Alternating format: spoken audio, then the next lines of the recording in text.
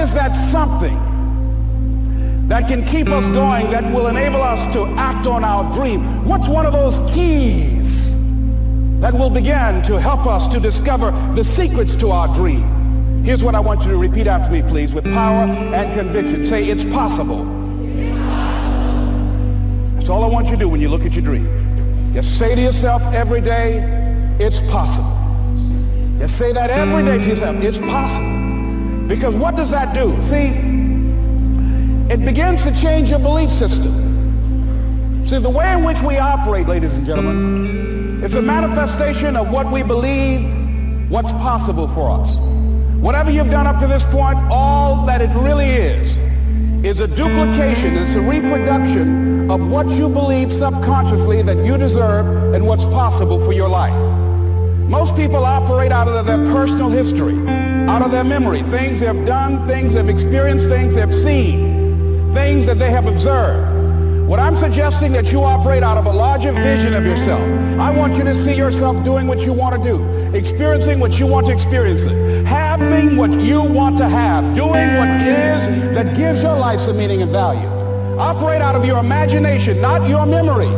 Because whatever you look at where you want to go, I'm wanting to warn you, you will have some conversation back here after you go through the data that you've experienced in life saying you can't do it. And so what you want to begin to do is ignore that inner conversation. Well, most people, ladies and gentlemen, when something happens to them, what they do is they begin to believe that that's the way it is. That's the way it's always been. And they can't see the possibility of it being any different. Example, before April 1954, the common belief, the universal belief, because it had been tried again and again and again and people had failed, the belief was that man was not physically capable of breaking the 4-minute barrier, that he could not run a mile in less than 4 minutes. That was the belief on the planet. It had never been done. But here's what happened, ladies and gentlemen. Roger Bannister came along, and he broke the 4-minute barrier. Now here's what's significant about that. Since that time, up to this day, over 20,000 people have done it, including high school kids. What changed?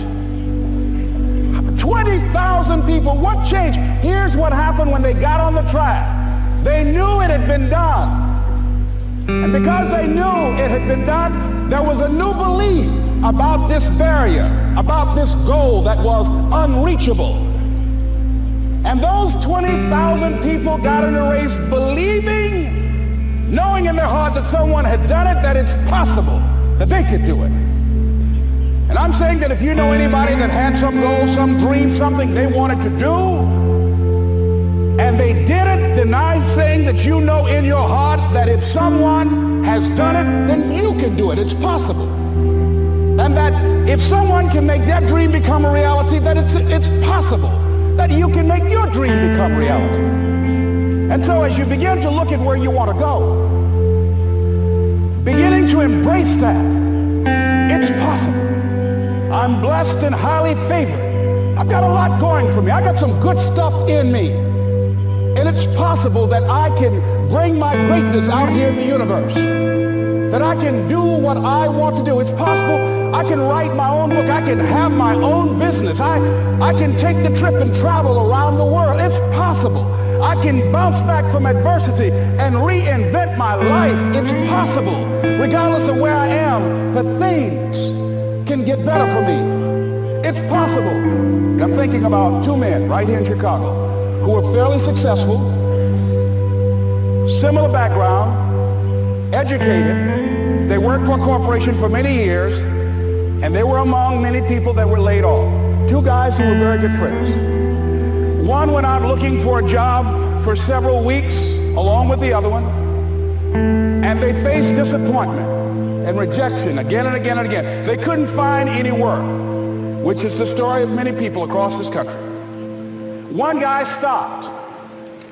He became discouraged. He stopped going. He stayed home looking at television, became very argumentative and toxic with his wife, drinking beer, getting on the phone, talking to his other negative, unemployed friends. And he just gave up. The other guy kept looking for a job everywhere he could go. Every time he could get an opportunity, kept asking people, networking, checking the newspapers every day, kept going everywhere he could, trying to find a job. You have too much education. You're overqualified. You won't be here long enough. He kept going. He kept going. He went to a place and said, look here, I tell you what, if you can't hire me, and I know you can use my talents, abilities, and skills, I don't want to sit home and do nothing. Just let me do some volunteer work. You don't have to give me anything, all right? I just want to work. I want to be busy. Guy said, okay, it's on you now, but don't expect me to give you anything. It's okay. This guy came in and worked. He was the first one there. The last one to leave was the best employee there. About 4 weeks later, one of the top managers quit. They were looking for a replacement. Guess who they selected? This other guy. This guy who was volunteering his time. He got the job. What was the difference between the two men? Eyesight and mindsight. Eyesight is judging on what you see, judging according to appearances. But mindsight is how you interpret what you see. One guy said, it's not possible, it's over, I'm finished. I can't do it. I can't make it. He surrendered. I've faced rejection again and again. I'm not going anymore. There are no jobs out there. But this other guy, he felt that in spite of the no's and rejections, in spite of how bad the economy is, in spite of what the newspapers are saying, that it's possible that somebody somewhere will give me a job. He just kept going, thinking it was possible. And guess what, ladies and gentlemen? That's what we have to do with our dreams. Because things happen to you in life that you can never, ever anticipate. And many times when those things happen, you want to give up. I remember when I was in broadcasting, when I was a disc jockey, I became very controversial, not only being a disc jockey, but I felt that radio was something that you not only entertain people with, but you also empower them, you educate them. And I got fired. I didn't just leave, they fired me. That was a shock. I said, wait a minute. They took my microphone. I thought that was who I was. No, ladies and gentlemen, it wasn't. I had to do something else. And I didn't know what else I could do. See, here's what I'm looking at. What are the uses for your life right now that you haven't even reached for yet? See, I believe that when you don't have enough encouragement to act on your dreams or ideas, or you're not enlightened enough, that life will act on you. See, life had moved on me and said, Les Brown, you have outgrown this. It's time for you to do something else. Well, I wasn't enlightened enough. I organized some disc jockeys and got my job back. So they had to fire me again. I got fired twice. Here's what I did. I had to think of something else. And so a guy suggested to me, he said, Les, why don't you run for office? I said, man, I've never run for office. I've never known anything about how to operate in the political arena. I've heard encourage people to register to vote and get out to vote, but I don't know anything about politics. He said, well, neither do the people who run for office all the time.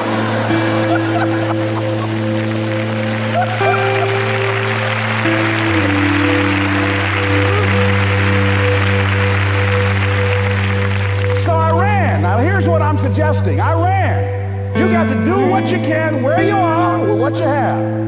I didn't have any money. I didn't know anything about the political process. I didn't even have any support. But here's what the guy told me.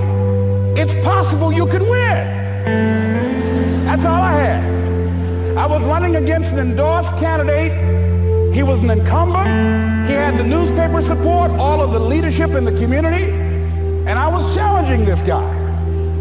So I had a saying when I was on radio, stand up for what you believe in because you can fall for anything. And I would go door to door. I have my kids on one side of the street. I would be on the other, and I'd knock on doors. Hello, my name is Les Brown. Tell everybody I'm still standing. They get on the phone. Child, Les Brown was to my house today. You know the boy on the radio with the big mouth? Yeah, they found him, honey. Say he's still standing. See, I'm saying just keep moving. Don't start feeling sorry for yourself. Don't spend time blaming and talking about what happened to you. See, whatever you talk about, that's what you multiply and expand in your life experience. So don't talk about stuff unless you want it to keep on happening to you, all right? So I got in that kind of action.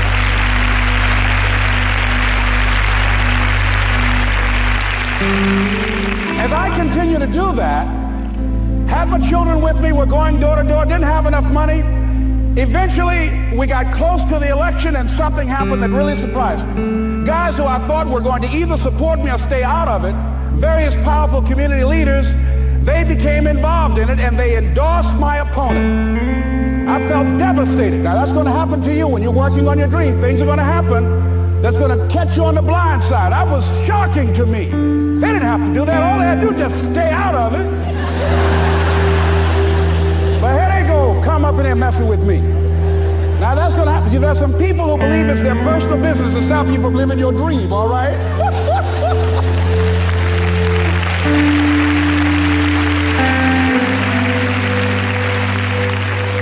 But I didn't deal with that. You want to make your dream come true, you got to stay focused. Some people rather get even than get ahead. Stay focused on where you want to go. I just kept on doing what I was supposed to do. And so I was driving to the radio station. My opponent had over $20,000. I had less than $800. As I was in the radio station, the guy said, "You're going to make a commercial?" I said, "Yes."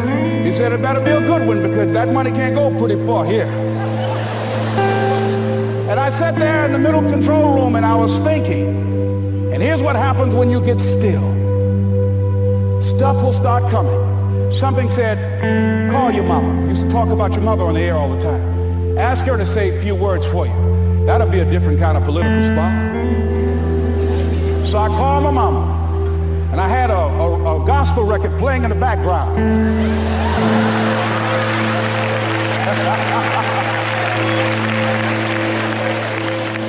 And then I had my mother say, "Hello, this is Mrs. Mamie Brown. When I raised my sons, I raised them to be good children. When they got out of hand, I beat them behind and made them go right. Please vote for my son. He's a good boy."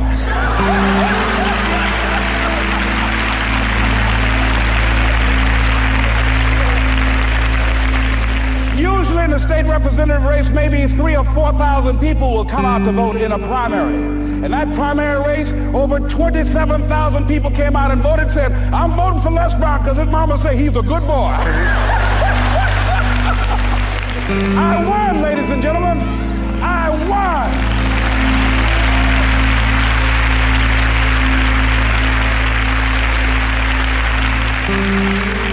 So you've got to be willing to stay focused, to be creative, to be relentless, because things are going to happen to you when you're working on your dream.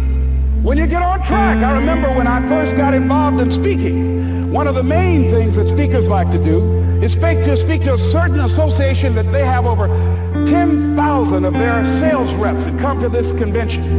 And I was relentless. I kept saying, "It's possible. It's possible." See, what I want to let you know and set you up for, because you say it's possible don't mean that you're not going to have any problems. That Murphy's Law ain't going to come and slap you side the head. Oh, Murphy going to come visit you. He's waiting for some of y'all out in the parking lot. Oh, you say it's possible. Okay, it's possible. You're going to get up. Well, I was working. I kept saying it's possible. They got other speakers on this program. I can be on that program too. I kept selling myself. I got all fired up. And I was calling them every day.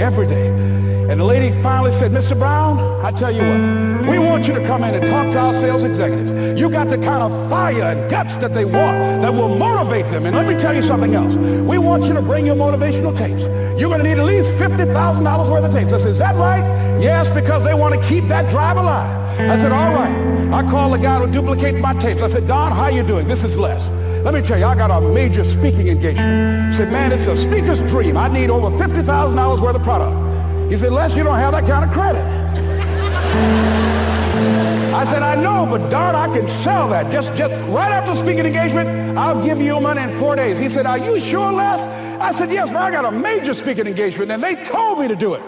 He said, "Man, that's a big order." let me talk with the lady with you. I said, hold on just a minute, man. Call the lady back. Hello, Evelyn, how you doing? This is Les Brown. I got Don on the phone. What did you say? Do I have the speaking engagement? Yes, you do. And what else you suggest? Les, our people, they buy a lot of tapes. Your tapes are very popular among them. I'm saying bring at least $50,000 worth of tapes, Les. You'll sell everything you got and more. I said, did you hear that, Don? He said, yes. I said, now, if anybody else has to make a decision, are you the final person? She said, I'm the final person. I will send you the contract. I want you. I said, you hear that, Don? He said, yes. I said, oh, ye of little faith. I said, duplicate the tapes, man. Hung the phone up. Well, he duplicated the tapes. 1 week came by. I'm checking the mail every day. No contract. I said, come on, Murphy, don't start nothing, man. Come on. Come on, man, give me a break. Come on now, you know. This ain't fair. Come on, man. Give your boy a break. Come on. I talked to myself, you know. I didn't want to call him right then. 2 weeks passed by. Murphy said, don't you think you ought to call him? I said, okay. I called, I said, hello, this is Les Brown calling. How you doing, Les? I said, fine. I said, Evelyn hasn't sent my contract out yet. Any additional information you need? So, Les, you haven't heard? I said, no. I said, Evelyn died. I said, she died? I said, did she say anything about me?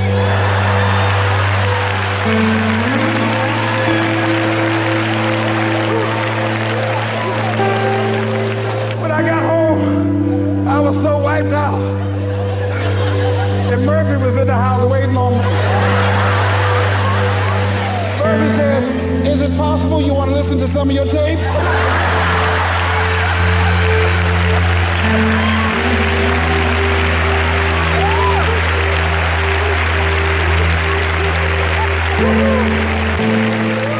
Well, ladies and gentlemen, here's what I had to do. I had to begin to focus on what was the solution. That this was not the only place that I'll be able to sell those products. And as I began to challenge myself and got some help and support and some other input, I eventually did. It took longer, but it was challenging.